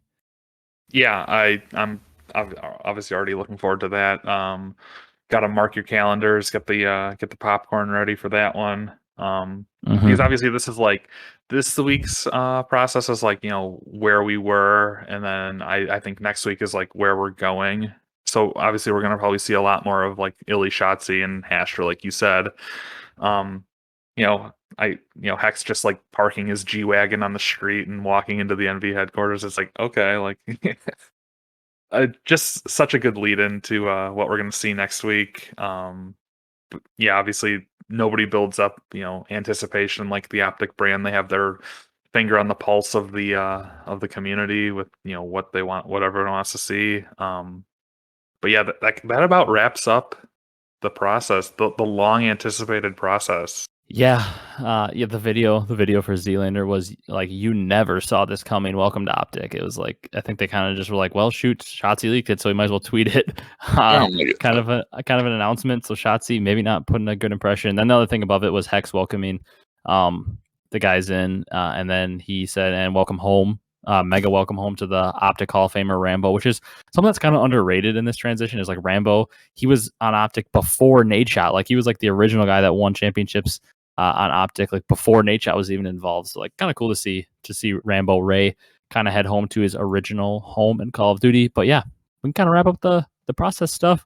move on to more of our actual like news, probably a shorter news segment because then we got to talk about Vanguard too, and we don't want to go 5 hours on you guys and make you take up your whole day. So talk a little bit about the Challenger news and then get into our thoughts on Vanguard. So the first bit of news we had down was kind of Shotzi leaking the OpTic Dallas, but I don't think we have to talk about that too much. We kind of talked about that within our process and OpTic merger stuff. Next thing was a big piece of news for the CDL actually that kind of gets buried. It's crazy that we're talking about this like an hour into the podcast because I mean just a week ago this would have been headlining news with the way news was so slow. But Vivid is officially on Mutineers. That happened very, very quickly. I have said here, I mean, I might go on a little rant here, so I'll let you go. But I've said, like, I don't think Havoc was the right person to keep on this team. But I absolutely feel so bad for Havoc, and I hate what Mutineers did to him. He obviously is completely off Florida now, like a day before the game drops. And then Yeez was initially like supposed to be leaving, but now he's staying. But Vivid's in the starting roster with Wake, Dave Patty, and Skies, and Havoc got absolutely hosed here. It is. I'm actually really pissed for Havoc. Yeah, I mean, I've been kind of a Havoc stan. I think ever since I like had him on my you know, like hot seat cool throne. I think we had him in one of our first episodes. I was like, Havoc kind of like lost the week or whatever, but um yeah, I mean, super unfortunate with Mutineers like, dropping him and but obviously, things are changing. They get the opportunity to sign Reese Vivid. Um obviously he's released from Dallas. So things change and Havoc. Big props to him though for saying that he's gonna essentially like pick himself up by his bootstraps and Yeah, he took it very well for grind, what some yeah, people might have done. and grind challengers. To do that, that's major props to him. I'm gonna be, if I do happen to like find myself watching any challengers or like paying, like obviously I'm gonna be paying attention to just like the meta results there, but obviously I'll be pulling for Havoc. I think he's a lot of people were not too happy in the Twitter replies. They Yeah, were saying like L Mutineers, it was, in my opinion. Lutineers. Yeah, I mean, but also the same people, like it seems like there was a lot of animosity towards Havoc being Oh announced yeah. on the roster too. So it was kind of like a dichotomy. Like, well, do you want Havoc or like are you like? It seems like the people that were like, we don't like Havoc. Like this is such an L roster, and then Havoc gets dropped, and they're like, this is an L move. It's like Mutineers can't Mutineers can't buy a win here. So Yeah. just kind of upset. I mean, I'm kind of one of those people that falls in that category you're talking about. Like, I didn't like the roster. I don't think many people did. And I didn't necessarily think like Havoc was 100% the guy that was like the issue with the roster. It's just roles. Havoc was the only clear sub. I mean, they must have faith in this guy, Big Wake, to be like Abezy or something because like they are betting all their chips. Like, they could have had a very solid sub duo in Havoc and Vivid and gone forward with Wake on the flex and Skies on the AR and like maybe kept Dave Patey in your back pocket in case things weren't working out and you really wanted to like switch things up. But like they like I don't remember who it was, but like people on the flank were 100% sure that Skies is not the main AR on this team, and that sounds like a recipe for disaster in my opinion. Uh, like now they're putting Vivid onto the sub, which great. Vivid, I think Vivid is a better player than Havoc. That's not my issue. I just think back-to-back years of benching Havoc like a day before the game came out and like not giving him any warning is just complete BS. Like I'm upset for Havoc. Like I said, I was one of the guys that said I don't think Havoc really deserves a spot in this roster, and I still stand by that. Like initially when they made the roster, I don't think he should have been on it, but after you announce him on the roster, like do right by your players. Don't screw the guy over and give him 1 day to like either find a new CDL roster, which he's not going to be able to do now that this has already happened, or like force him to challengers. And also, Karma kind of went on the side of Havoc because then like the day the game comes out, he plays in a kickoff tournament with a pickup squad. He beats Mutineers. Uh, he beat him right away. He's 1-0 against them this year already. He beat him, I think, 2-1 in like a best of 3 search series, and just like put like GG's Florida 1-2-1 smiley face or something. And I was like, you can just tell he was probably like so hyped. And apparently his stream, like people were going off on the chat, like hyping him up after it and stuff. So I was like, good. He all's right in the world that he just ends up beating him in a tournament. But I mean, is it probably an improvement? Yeah, because it's a 1-for-1 and the player they added in is probably better, but like it's just such a weird move. I mean, I don't necessarily think it moves them outside of my bottom 4 because I still think the roster has major issues with Skies not being the main AR, which I still can't believe. Mm-hmm. Yeah, But just super weird. we can move on to this Washington spot, which is no longer the Washington spot. And it's supposed to be NRG spot, but now it's NV spot with NRG being like fully out, as we saw in that article. It was supposed to be the Methods, Tej, Paulex, and Vivid team. Obviously, we know the rumors have to be true because Vivid's now moved on to Mutineers. And then we saw this team had replaced Vivid with Venom. They're like playing together as a squad here to kick off the game. Methods, Tej, Paul, and Venom. And now we don't know what's going to happen with the roster, though. We don't know if this will be the roster on whatever team buys it out. Who knows if somebody else will buy in, has a different idea. But super unfortunate that these players aren't going to get in, because I actually thought that the team with Methods, Siege, Paul, and Vivid wasn't like a top team, but I thought it was a pretty solid team. And obviously, I'm a big Methods fan. I think Paul definitely deserves another crack in the league with maybe a little better team, because he showed some maybe superstar potential. And then obviously Methods would be great to have in the league. He's one of the most popular players. And he's also a good player. So unfortunate for them, but I guess they're moving on, and who knows what this new roster is going to be. We don't even know at all yet. There's no rumors. Yeah, I mean, on the flank, I believe they were like, even Zuma was like, I feel bad for Method, so kind of maybe he knows a little bit more, like, maybe like Methods is no longer in the conversation, or if there is a conversation, who knows? But it sounds like this roster, or this whole spot is kind of up in the air more now than it ever has been. So yeah, just kind of. And I was low key looking forward to Demon Cats being a team. So was I was already planning on buying my Demon Cats merch, but just because if anybody had like a composite like logo of what that could have been, I really want to see that. I think it could have been some of the coolest branding in the league. Yeah. Yeah. So anyway, just kind of unfortunate, and obviously the longer these teams don't materialize, the more of a disadvantage they're putting themselves at. And it's kind of like, if you're even gonna take this spot, you're just kind of, you have to be kind of chalking this year and just being like, okay, we're just gonna eat the cost of this year, and then we'll get into full blown roster mania next year, just because obviously there's a lot of talent that's been taken off the board. But obviously, like this Methods, Teach, Paul, Venom now roster, there's still a lot of people out there. You can throw together a roster, and at least have a fighting chance. So and even hopefully Venom we hear they could have a fighting chance. Yeah, exactly. Like hopefully we hear something soon. But yeah. Yeah, moving on from that one, like we said, super unfortunate. I feel most bad for my guy Methods, one of my favorite players, but we kind of talked about this one a little bit in the rumors of where he could go. But Zuma has officially joined Faze Clan, not technically Atlanta Faze, but actually the whole Faze organization. He's joined them, unrelated to the CDL spot technically. But I mean, shout out to Zuma. Excited for him. Obviously, kind of going back home. He played for Faze forever. Once he kind of came up in the scene, he settled with Faze and was a staple in the Faze organization for the competitive Call of Duty team for a number of years, like 3, 4, 5+ years he was in the team. So shout out to Zuma. It seems like I said, would have loved to see him go to like Hunter T, because they're an up and coming org. Would have loved to even see him join OpTic with how many people they're now picking up. But Faze seems to be the right fit. It just feels right. He's on Faze forever. They're an organization that picks up a lot of players, and I think he's going to kill it there. I'm excited for him because it really does feel like Faze Zuma. It's kind of seems like where he belongs. So excited for Zuma and excited to see what he can do. Maybe keep blowing up even further and continuing to put the Call of Duty scene on the map. Yeah, I mean, and another piece of news that might have been like near the top of our headlines had it not been for the process. But it unfortunately just gets buried. But obviously, the flank has been one of the greatest inventions in modern COD history, with just like a podcast run by a very recent ex-pro player. They obviously have a lot of great recurring guests, and they delve into literally every single topic you can imagine. I think they do every day. They're on like post, when there's matches on, they're on every single day after the matches, talking about like breaking them down. Right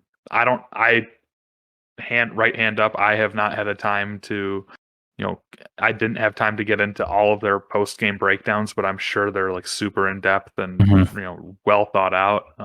But I have been listening more recently with like all the off season stuff. Um, but yeah, obviously super happy for Zuma, and hopefully he only continues to grow and you know obviously continue with the flank. Yeah, I'm excited to see where he can go with that. Like we said, probably no better spot for him than Faze. Next piece of news we had: Nubsy joins the Rocker as the team operations coordinator. I don't really have too much to say on this one. It seems like obviously I'm very excited for Nubsy because he kind of said he was moving on from coaching. We were wondering where he was going to be next. We were hoping he was going to stay within the scene, and he does. Team operations coordinator. I don't know what it all entails. Seems kind of almost like a GM. In a way, kind of like when you hear like president of basketball operations or something in the NBA, they're really just like the GM with a different name, maybe a little bit more power. Kind of seems like he's going to have a lot to do with the logistics of the team, maybe helping pick up players, maybe helping pick up coaches, and just be involved with the team. So excited to see him stay in the league, especially with the team that you and me. I mean, we don't need to talk too much about it, but we both believe that Minnesota is an organization who's doing. Well, we have teams like Paris who are doing everything wrong. Minnesota is the opposite; they're doing everything right. So I'm excited for Nubsy. Seems like one of the most likable and good guys in the scene. Kind of seems like he got the short end of the stick and just unlucky situation for his coaching job, but excited to see him stick around and see what he can do with Rocker in a position that we really don't fully know what it all entails. Yeah, I mean, maybe we'll hear more about exactly what his duties are. I think Rocker would be one of the better orgs to let us know like what the behind the scenes are. Hmm. Because they seem to be pretty good with at least delving into a little bit of the content game. But yeah, happy. I mean, obviously happy to see him back in the scene in some capacity. He's not going to be a head coach. He's going to be this team operations coordinator. So I guess we'll have to um, see if anything gets released on that or what that entails. But yeah, I guess we can keep plodding along here.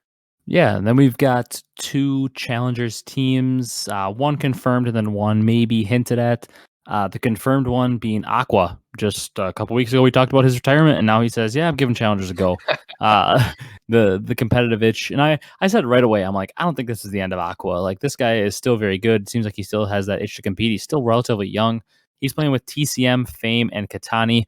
Of the names here, I'm not sure too much about Fame and Katani, but TCM has like been a name. I've literally seen this guy's name competing since like Black Ops 2, I swear. He's always like at the top of the AM scene or towards the top and always finishing. He was a guy that made from a lot of open brackets to the pro brackets when we had open tournaments.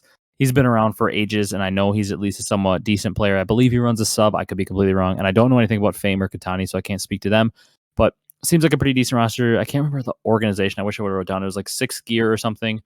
6G. They've been involved in challengers for the last few years, so seems like a pretty good org he landed on, as well as with a decent team. And I think Aqua is going to be a top AR in challengers because we see a guy like Saints be a top sub in challengers still this many years into his career, been playing since like COD 4. And I think Aqua's going to be right up there towards the top because I think the guy has unreal talent. And then the other roster, rumored, Karma is hinting at maybe he's like, hey, we're looking for a hardpoint scrim, me, Ricky, Classic, and Slacked.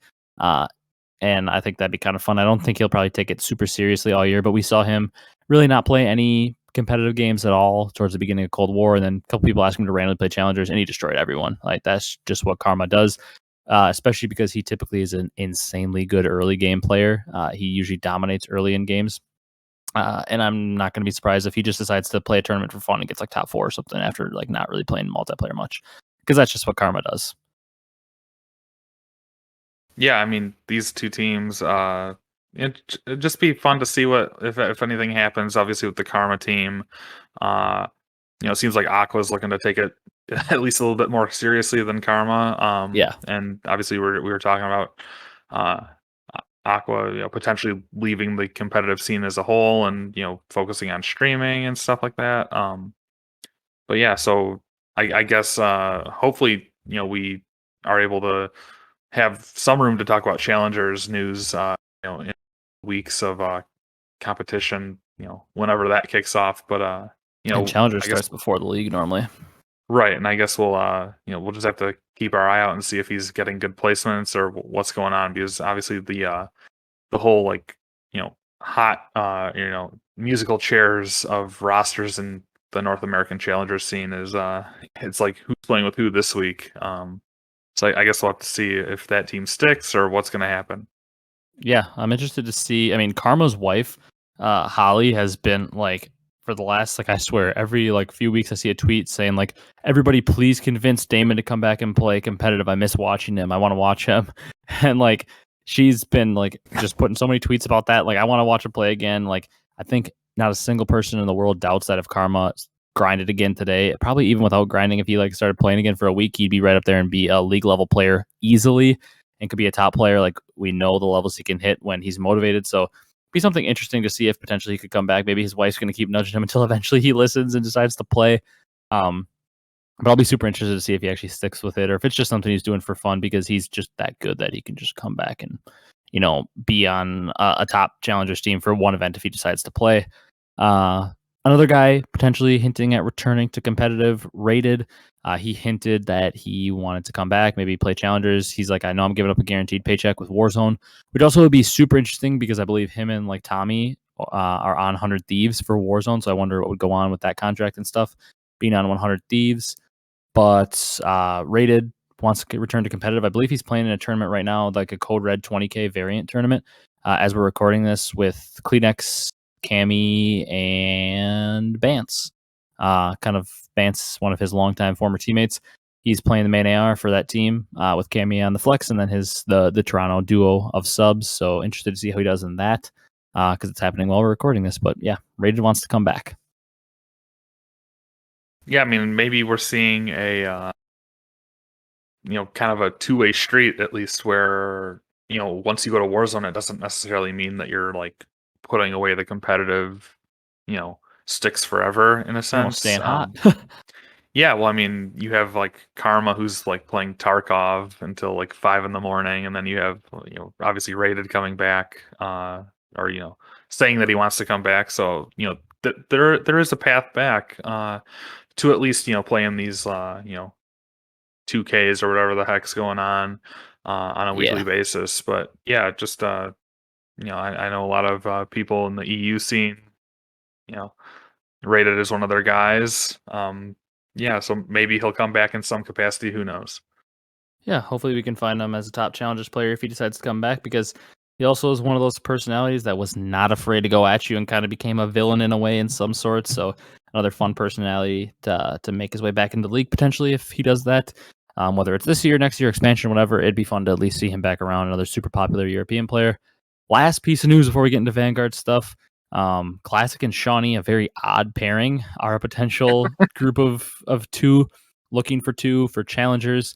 But we also said Classic might be scrimming with Karma on those guys, so we don't know if this is for sure still a thing. But Classic and Shawnee, I mean, two very good players. Classic is a very good do-it-all sub, and Shawnee's a solid staple main AR. He was a good kind of average main AR in the league the past couple of years, but just a very weird pairing because obviously two guys that never teamed together, an EU player and NA player.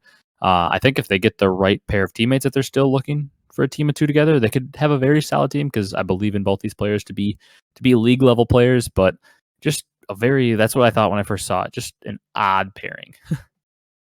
Yeah, well, I'm just kind of reminded of London. They kind of built after Modern Warfare, they kind of built around Shawnee. Obviously they dropped Scraps and Luskin. That was one of the more controversial moves, and then they for some reason they kept Shawnee, and there was everyone was just kind of what is this move? This is an L move or something. Shawnee had his moments. I don't want to disparage the guy at all. But yeah, just an interesting roster. I don't know. We'll see if it even materializes into anything like he said about the whole maybe he's going to be playing with Karma. This whole rumored Karma hardpoint scrim team or something or something like that. So yeah. I guess we'll just have to wait and see with that. Yeah, we definitely will have to wait and see. Last thing to get into, Vanguard news once again. Absolutely unbelievable that the Monday that we're recording this after the Friday launch of the brand new Call of Duty, we're getting into the talks finally, like an hour and 20 minutes into the podcast, we're finally deciding to talk about the brand new game that just came out. That's how ridiculous and how big OpTic's news in the process was, along with just scene news. But I think it's a good break to go from the news and kind of kick it into some Call of Duty Vanguard news, our thoughts on the game and some of the kickoff tournaments and stuff that happened, as well as the disgraceful cheating that happened this weekend. But once again, just crazy. We're getting into this late in the podcast. It would usually be headlining news to kick it off. First thing to kind of start it off was the kickoff 7KGB tourney. We saw a lot of pro teams playing it. Basically every single one, I believe, except for maybe a couple were playing with pickups because people weren't available at the time yet. I actually played in this with a couple of my friends. We didn't have our normal full squad. One of my friends was busy at the time. So that was unfortunate. Didn't get to play with like the team that we actually think we could have been pretty competitive with. I mean, obviously we're not taking down Faze or OpTic or any of the pro teams, but we actually ended up winning a couple rounds, beat some decent players, and we matched up with Tommy and Almond. Almond is currently playing in the Code Red tournament with Envoy, Attach, and Major Maniac. That's one of the dudes we matched up with, so you can see the kind of caliber player he is, considering he's playing with those three. And then a couple of Challengers players were playing with them as well. And we lost 2-0 to them. Had some close maps, though. We won like 3 or 4 rounds in each map. I clutched a 1v3, and Tommy was the guy who was in a 1v1 with, so that was kind of fun and exciting. The fact that I got to play against a couple pros and just see the level they're at. Like, Tommy was shooting different, let me tell you. I mean, the guy has been playing competitive Warzone, hasn't played competitive COD since like Black Ops 4 actually at the pro level, but that dude is shooting different. Like, if he's a fringe league player not in the league right now, man, I don't want to know what it's like to shoot against Scump. We were honestly hoping that we would get to play like Faze or OpTic in the first round of our draw, just like draw them in the first round so we could just play against them and obviously get destroyed. But it was fun to play in. Fun to even play a pro like Tommy, one of the greatest European players of all time, and just a crazy tournament that in the beginning of games you got a chance to play pros like that. But 7K kickoff, if you got any initial thoughts on it, otherwise we can get kind of into some of the results from it. Yeah, let's hop into results. All right. The big headline from the tournament, Faze beat OpTic in the final. It was a best of 5, of 5 search and destroy maps. It went the distance to a game 5, and Faze beat OpTic. Granted, OpTic played on Gavatu is the map's name, and it was their first ever time playing search in that map, and it was in the finals, and they got destroyed 6-1. They somehow didn't play it at all on the way there. So kind of ironic that OpTic lost again to Faze because of lack of preparation. but they ended up losing in 5. They played crazy well. I mean, I think it was in one single map, or maybe it was in 2. Dashy and Scump both clutched 1v4s at different times against Faze, which is a 1v4 is a feat in itself, but to do it against Faze is just a different animal. Both teams looked incredibly good. If you have any thoughts on this, we can get into that before we kind of dive a little deeper into some of my thoughts and like Illy on the match and stuff. Yeah, I'm gonna need a whole process episode dedicated to how they've never played Gavatu, and just being upset about that. Yeah, I mean, getting to see these teams, Faze OpTic, playing, even if it's just a best of 3, like S&D, kickoff tournament, it's always fun just to see like that level. Yeah, and just seeing how they already know, like they already have like call outs and stuff. It's like, man, I am so behind. It's like I don't know what to call this, and they're calling it like he's on inner church or just all these like weird call. It's like, dude, I'm so behind. But just to see how these pro players' minds work with like they already memorized the maps and the call outs and how to pinch a certain like bomb site or something. It's just crazy. So yeah. Yeah, it was a crazy tournament overall. OpTic also beat Minnesota in the semis in order to play Faze in the final in a close one. I believe that one went to a final map around 11, and I think Scump clutched a 1v2 in around 11 to send them to the finals. And then I think actually on the other side, I know they made it to the quarterfinal. I'm pretty sure it was Paris, actually. The Paris team played Faze in the semifinal, got to top 4 out of 1,000 teams, and lost to Faze in that semifinal. So shout out to Paris. I mean, nobody expected that. And all the other teams like New York played in this, Minnesota, I believe the Florida team, a bunch of like challenger teams that were top. But Paris found their way to, I'm pretty sure they found their way to the semifinal. I couldn't find the full list, but they were at least in the top 8. So shout out to Paris. I mean, they took out some other pro teams as well. to do so, and made a pretty shocking run when people are counting them out. OpTic actually wasn't supposed to be in the semifinals against Minnesota, but it was determined that they lost to a cheater who has won multiple tournaments to kick off the game, and has also won multiple tournaments over the course of the last 5 years. He's won, like, people think upwards of $100,000 in tournaments. So it's like a big controversy right now. MLG's taking all of his prize money from this past weekend, and they're distributing it out to the rightful winners. So like TJ and Methods, and like I'm pretty sure TJ Methods, Paul and Venom lost to them in a final for like $1,000, and they're taking that money and they're giving it to TJ Methods. And because obviously if they cheated, they weren't the rightful winners, but they got disqualified, and OpTic took their spot after they beat OpTic. And it wasn't a question of if they were cheating; it was proven. The guy named Shiv, he went on like a monitor cam, and you could clearly see in the clip, you could see the player's name through the wall as he was running across. Like, people have suspected this guy of cheating forever, apparently, but nobody's been able to prove it until he finally monitor cammed and they saw that he could see through walls.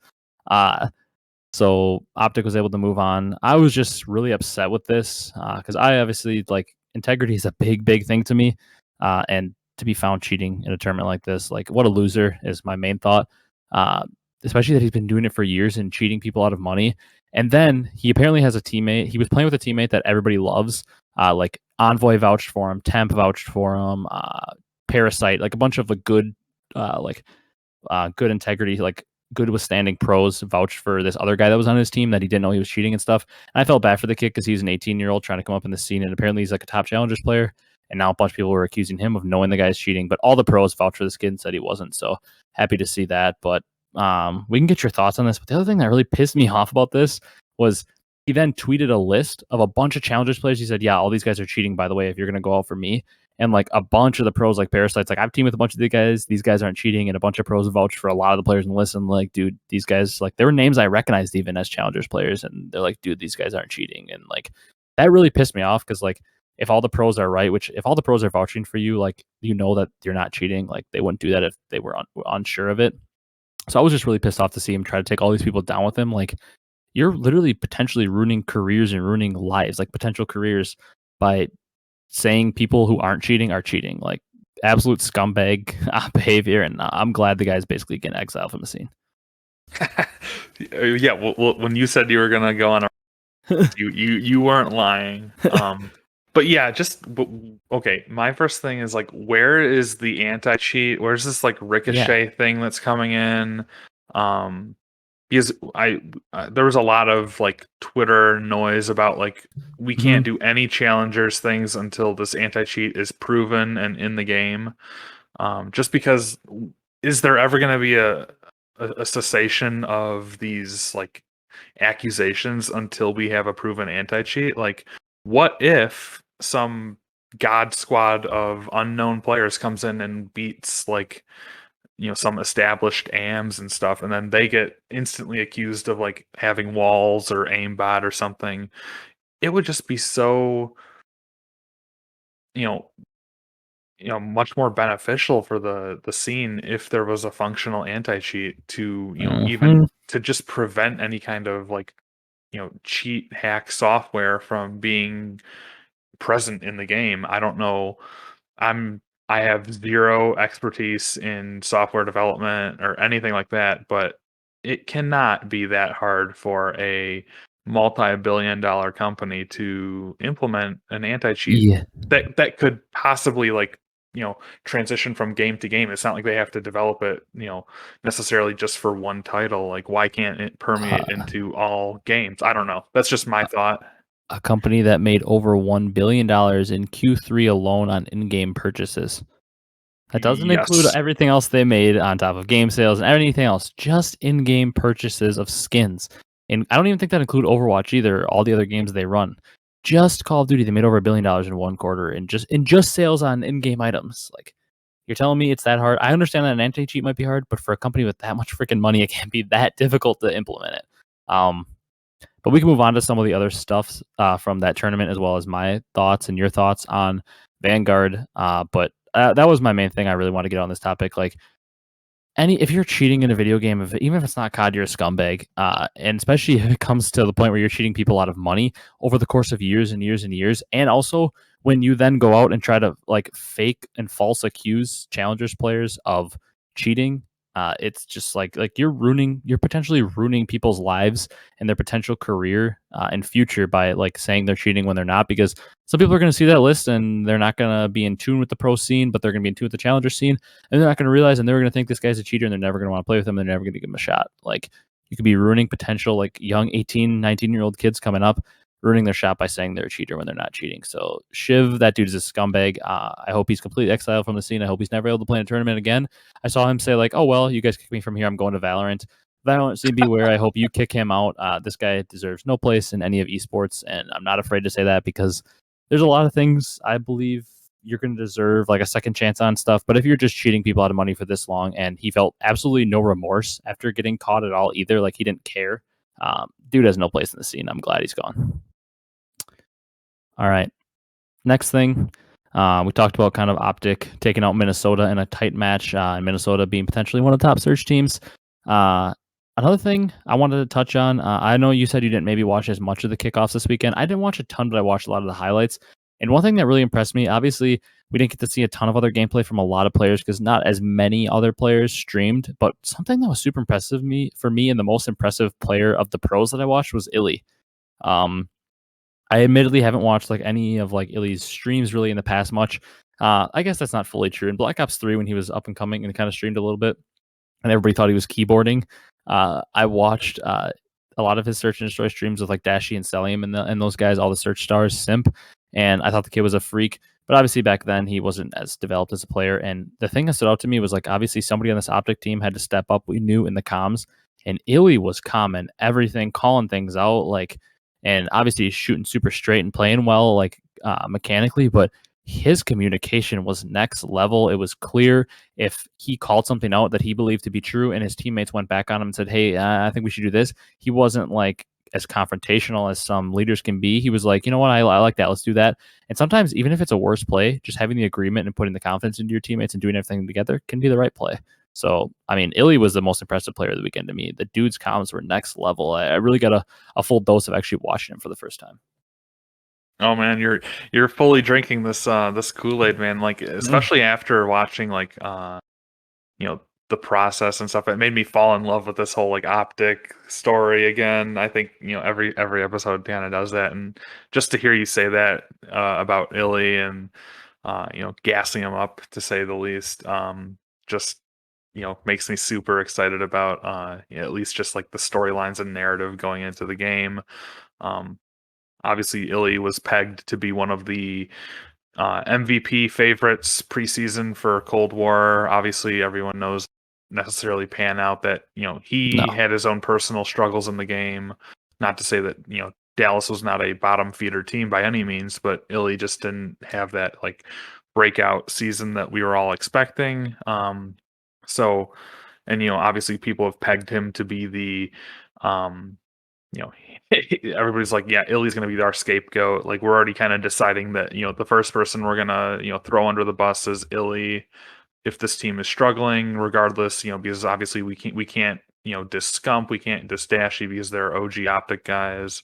And then obviously Shotzi is Shotzi, so Illy naturally falls to be our like, he's gonna have to fall on the sword if the team, loses. So just to hear you gassing Illy up, I'm super pumped. Hopefully this kid has a turnaround season.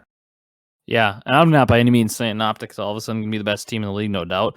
Because we haven't even seen like respawn yet. Like, who knows? They might suck at respawn or something, and maybe they won't carry over this hard work ethic that we saw this weekend. They're just motivated for the beginning of the game. But we always hear that Illy's such a grinder too. He's gonna put in countless hours, and it seemed like he has every tool. Obviously, we know he has the talent, he has the search and destroy brain, and he's got the gun skill, everything like that. But man, it just like the way he was communicating with his teammates and OpTic's communication in general was so good this week. But like we've said a million times, we know that these players are fantastic, and we know that Illy has this next level communication, but it's just a matter of can they stay motivated. So that's what we'll be looking for going into the season. But I'll say my initial reaction to the weekend was, man, I am excited to watch this Illy dude play, and I'm drinking the Kool-Aid for the hype of Illy going into this year. Like you said, I think think maybe we were a year early on his potential MVP caliber season. And it could be coming if he's able to continue this momentum that we saw out of him, kind of taking more of a leadership role on a team for the first time. Now, kind of that we talked about that the kickoff tournament and some of the stuff we saw from the pros, kind of get into our thoughts. I know, like you said, you haven't really played the game. You've more been watching stuff.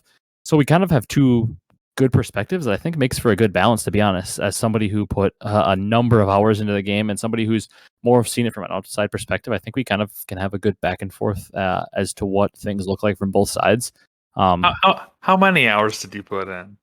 To be honest, I don't know. I'm definitely Prestige 1. I'm over level 55. I got a couple gold guns already. I'm almost done with the ARs. I put in a lot of hours just grinding with my friends. Friday night, I definitely played till like 4 a.m.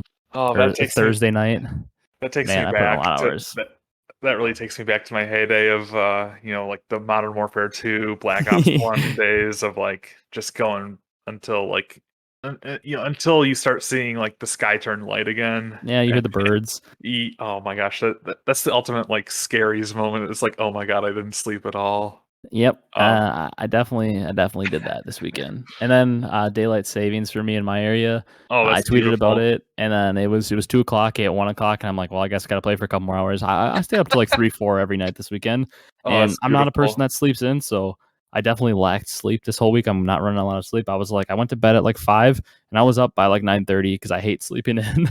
So it was a lack of sleep weekend, but I put in the hours, and I don't have a ton of negative to say. There's obviously some flaws to the game, but I'm surprised at how optimistic I am after this weekend because I went in with low expectations based on what we've heard, and I was like, I'm not gonna go in super excited so I don't get super disappointed, but I'm gonna allow myself to really judge it. And I mean, there's definitely some flaws that I'll get into, but I'm super excited about this game. S&D, I think, is going to play very well.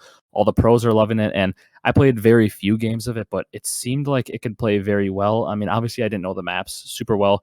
The one map that can't play well, I'm not sure how to say it, Damansk or something that kind of looks like Verdansk. That map sucks. It is so bad for search because there's a church. The defensive team spawns like behind a church, and for some reason, you can climb onto the roof almost like you're playing Fortnite and you can just like head glitch the roof of a building and like you can see everywhere on the map from it and like anybody that tries to move on offense you just got them down with an AR. Like that map sucks, but everything else like S&D seems like it's going to be a great strength of this game, so I'm excited that maybe that can kind of like almost like COD Ghost carry the game, and then we've got a hardpoint that could potentially be good and maybe a control. I'm excited for the competitive future of this game. Oh my gosh, dude, you're making me have FOMO so hard with this. Okay, so for those who don't know, I'm stuck on an old Xbox One. I need to get a next gen console ASAP. I don't think I'm gonna get a PC. That's probably not in the works, just based on cost and everything. But I need to get involved in this game soon. I mean, this just like seeing what all the stuff we're gonna talk about with Vanguard and just like the hype and seeing two of my favorite maps from World at War, Castle and Dome. Oh my Back, god. when people talk about Dome from MW3 and stuff, I'm like, no, dude, you need to talk about the OG Dome. Like Dome is chaos on Vanguard. yeah, I mean, but anyhow, I need to get on this game. But obviously took took a couple hours here and there to watch a litany of streams. I was watching Octane for a while. He rarely ever streams, so I was like, oh man, I need to see Octane. I was watching a little bit of Envoy, obviously tuned into Scump. Watched a little bit of Dashy as well. Just all like the mainstays, and then obviously a lot of the Warzone guys were even over on Vanguard. So I was watching Teep and just a number of other people. So yeah, but like you're saying, a lot of these, as the maps get fleshed out and like, we find out what's going to be competitive and whatnot, I think everything will find its water will find its level.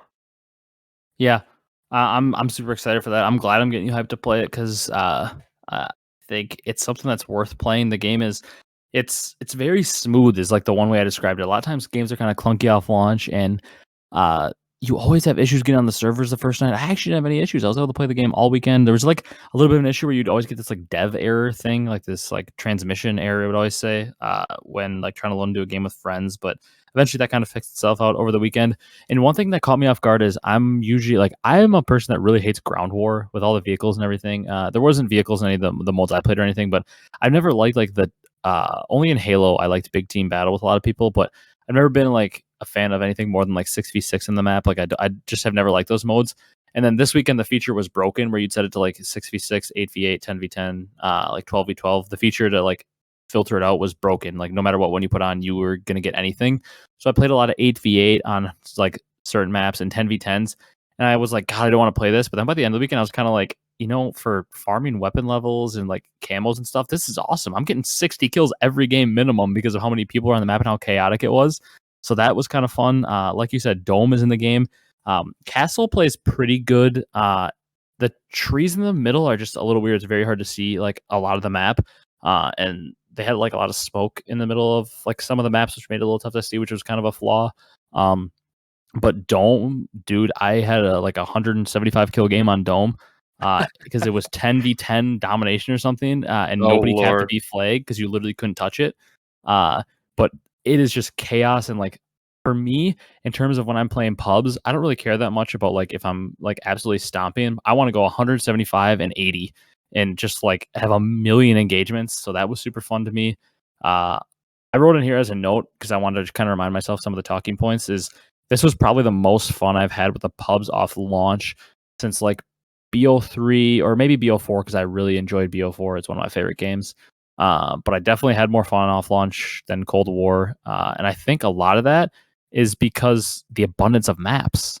There's so many maps in this game. Like I was on like hour 4 of playing the opening night and I'm like, what is this map? I've never played Desert Siege. What is this? And it ended up being only an okay map. But like, even though there's no like maps that I play besides Damansk, that map is an L, take it out of the game. That map sucks. But there's no maps that I've really played that I'm like, God, this map absolutely is horrible. Like they're all like at least kind of like okay. So like the variety of it just keeps the game fresh and you're able to keep playing. Whereas like Cold War, I would like load up and I'm like, oh my God, I can't play Satellite. I hate this map. Back out. Well, that only leaves me with like 5 maps to play because 2 of them were ground war maps. We only had like 6 pubs maps. So like the abundance of maps, as well as how smooth the game was, kind of led me to think it's probably the most fun pubs I played off launch since like the Black Ops 3, Black Ops 4, and you all know Black Ops 3 is my favorite game of all time. So I'm very, very excited about what the future of this game holds because of how much fun I had with pubs, which is something that I kind of have an issue with typically because I've been playing COD for so long. Yeah, I mean, I'm gonna definitely be slotting in with these Christmas noobs, that come in about maybe about a month or so. But I'm definitely looking forward to getting in. Like you said, some of these maps might not be the best for competitive, but hopefully they have a lot of stuff coming in with like mid-season updates, and like we're gonna be releasing some new maps, and hopefully they're good maps. London Docks. I mean, I have a couple from even they threw in 2 COD 5 maps. That's like Yeah. throwing it back to the OGs and stuff. But there's a couple maps from COD 5 that I think could possibly play halfway decent for competitive. I'm like thinking of them in my head because that was like the game that I first like came up on and stuff. I'm like, oh man, that'd be so like nostalgic to see. Like I just can't even wait to get back into Castle. Like that was one of like me and my buddies, that was one of our favorite maps was Castle, and then obviously Dome is just a cluster F for like kills and stuff, and just wild. So yeah, super excited. The game being smooth, the servers running, just like having fun with the game. I mean, I'm seeing a lot of good things about Vanguard, so that just makes me even more hype. Yeah, and I don't want to make it seem like I'm all like hype and there's nothing wrong with the game. There definitely is its issues. Like, I mean, for God's sakes, I'm trying to get gold on the automaton, I believe the gun's called, and I literally can't get it because there's this assassin proficiency, I believe they call it. It's like it gives you an extra like passive ability on the guns, and it's called assassin. It says you have to put on like this attachment, and assassin, and get 100 long shots. Well, I can't even do it because this assassin thing doesn't exist. So you literally can't get gold on like any of the ARs. that have this, because this assassin thing doesn't exist in the game, so you can't do that challenge. And then like obviously the issues in the menu with you can't actually like choose which version of the game you're playing. And then there are definitely in the bigger lobbies some spawn issues. I had multiple times where I literally spawned and was able to get shot instantly, or I spawned staring at somebody's back from a foot away. Like especially on Dome when you have 20 players, there's like nowhere for them to spawn you.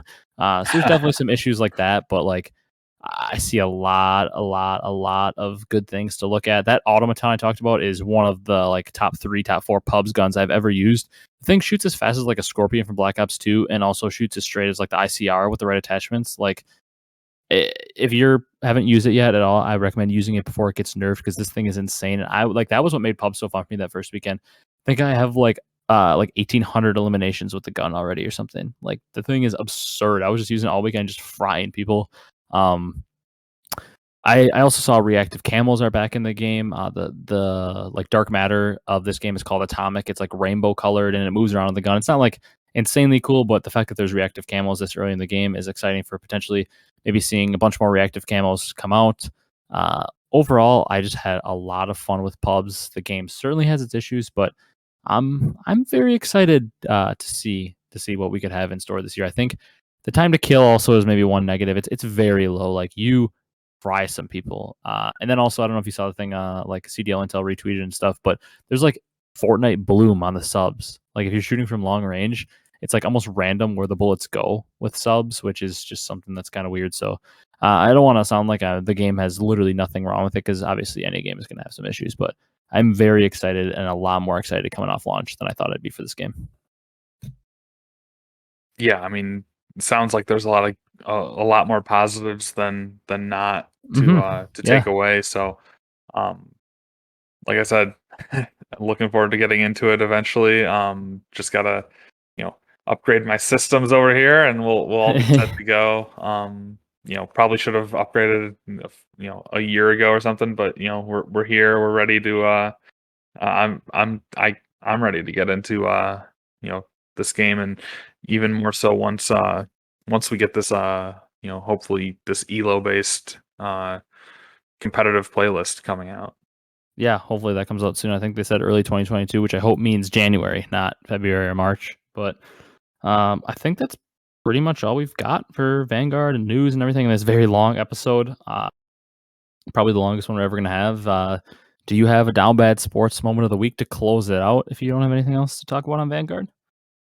Uh Down bad sports moment of the week. My Lions did not play this week, so the world was spared from witnessing a team go 0-9. University of Michigan did not play.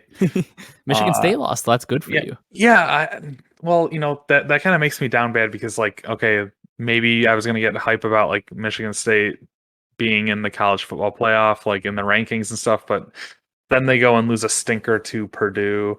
So it looks like the Big Ten is just self cannibalizing again, and Mm-hmm. we're gonna wind up with Ohio State, who they're like my mortal enemy. So we're gonna wind up with them being in the college football playoff again, probably.